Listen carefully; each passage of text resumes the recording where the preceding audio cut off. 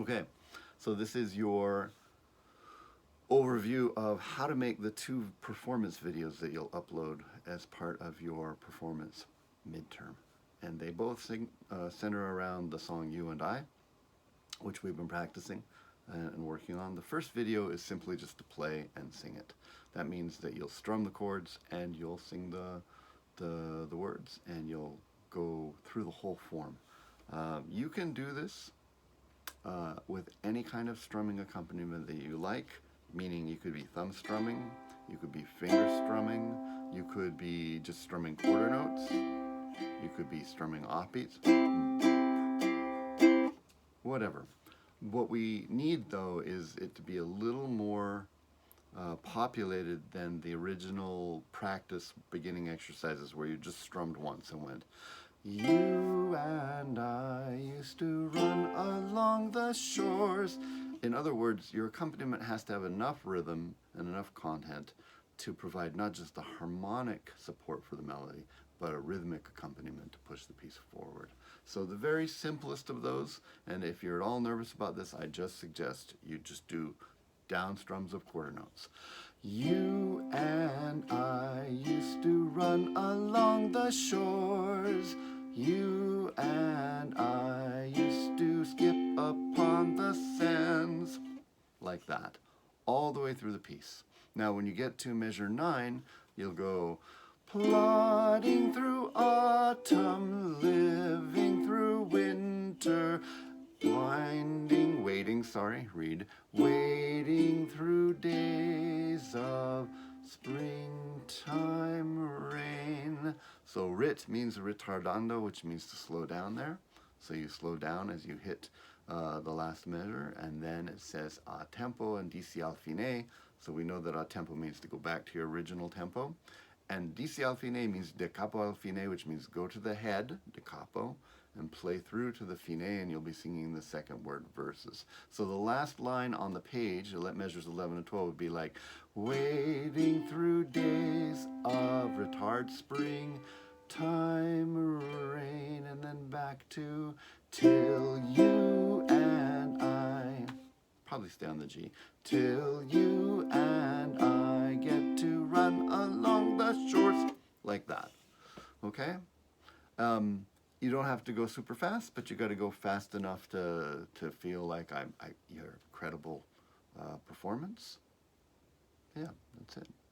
Okay, show me that you can perform this and navigate how you get from beginning to end. To beginning with the slowdowns, so it's musical. Show me that you can strum and sing. You know, what if you don't sing perfectly on pitch? Do your best. Go the other way and word speak it, but you want to see correct rhythms and correct words. Of course, you can use your music. You should. Okay, and there you go. Now, the other video is where you play the melody with a metronome, and the metronome is set to 50, which is really slow. Yeah, wind my metronome up here. Why am I making you do it really slow? Well, first off, going super fast might be very punishing for some people, but that's not the reason why. It's not because I'm going, oh, you poor things. The reason why is that I want you to demonstrate that you can play in control, in time, with the metronome. So I'm going to start this. So you have to be able to hear ba, ba, ba, ba, ba, ba, ba, ba, ba, ba, ba. Got to be able to hear that, and then you have to play it, and your fingers have to obey your brain there. Too often, I will hear this.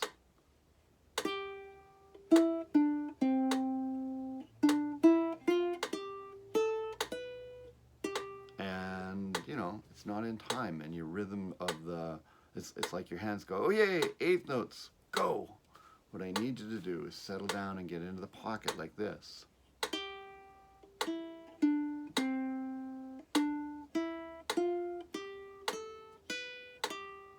Okay?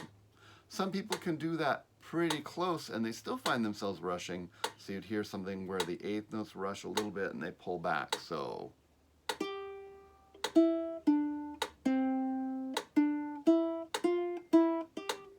and you can tell that you're not really in control, okay?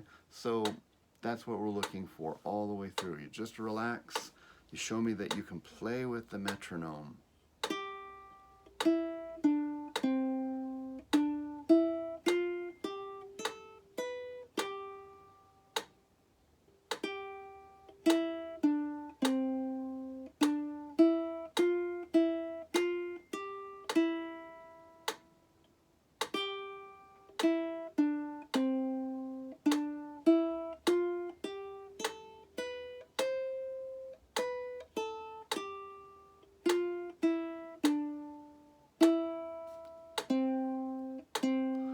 Now we're going to stop at the bottom of the page, and we're not going to do the retard.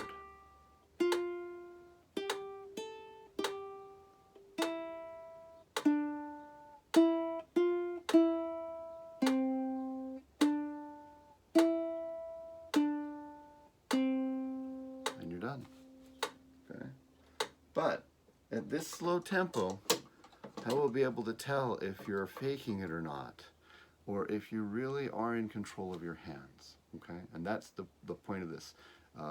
Big part of this course is to give you the tools so that you can go on as a musician.